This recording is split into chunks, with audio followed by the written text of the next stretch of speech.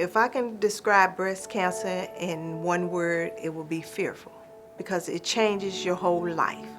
Now, each day that's given to me, I utilize it. I'm thankful for it. I just don't look at it like tomorrow's promised to me. I have to live for today. And if I'm given tomorrow, then I'm thankful.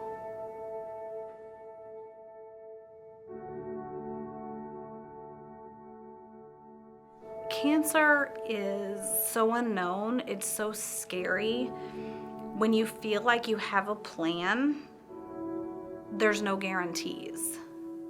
What is going to happen? This is something that I'm about to tell them that is going to potentially change everything. And I remember opening the car door and the girls were there and they're like, "Hi, Mommy." And I looked at him and I said, "It's breast cancer." When the doctor said you have cancer and it's serious and you have it in both breasts, my head started spinning on my shoulders. I couldn't get it together. Nothing else mattered, right? Everything stopped right then. You know, it was a journey I wasn't expecting. You know, no one expects to have cancer. My father unfortunately passed away in April, and then I was diagnosed with breast cancer in May. Started chemo in early August, and then my mom was diagnosed with breast cancer in November. You don't know what people are going through. You know, and, you know, like I said, I didn't want cancer to define me, and it hasn't.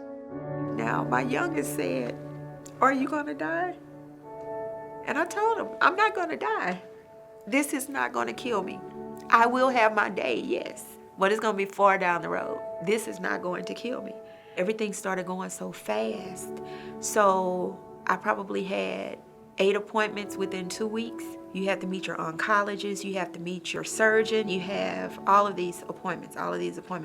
When you have breast removed, you know, there is pain. And not only that, there's emotional pain too. When you look in the mirror, when you're used to your breasts and they're gone. And then not only that, going through chemo and you lose all your hair, it has changed my life a lot. Since my diagnosis, I've realized that you don't always know how much time you have, or anything can change in an instant.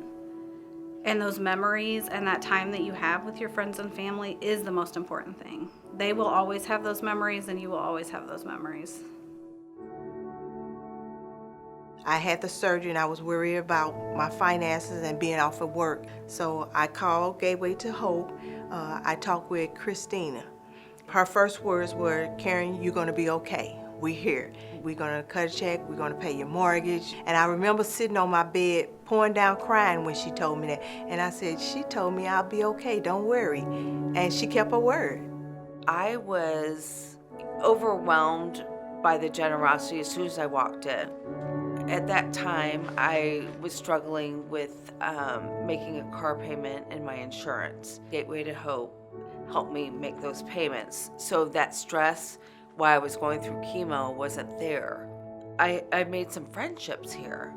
And that's just the best experience ever, is to have someone that's not judging you. Gateway to Hope allowed me to be myself, be upset. They were supportive with me if things were difficult. When you have a loss of income and you have an enormous amount of medical bills, things like that make such a difference. So I just had that lifeline. When you're getting hit with multiple bills that are not fitting into your monthly income, you can't figure out how to make money because you can't go get a job. I was too weak. Gateway to Hope was a tremendous help to me. My representative was always calling me to check on me, to see how I was doing. And even sometimes I think she was crying with me when I was telling her what I was going through. She'd be like, "Oh, Manette," you know. I felt that support from them tremendously. I got cancer in 2016, and Gateway to Hope supported me until 2018. That's unbelievable. Unbelievable. Even when I was diagnosed, I knew that I would be able to fight and fight really hard, and I knew that I had a lot of support. They made this time so much lighter for me. I'm forever grateful to Gateway to Hope, forever grateful.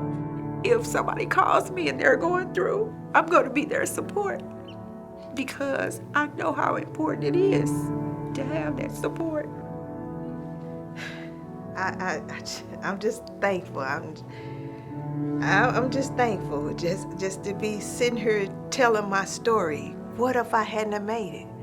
I couldn't have had a story to tell. I am a fighter. I'm strong. I'm a fighter. I am strong and cancer free. I am strong and I am a fighter.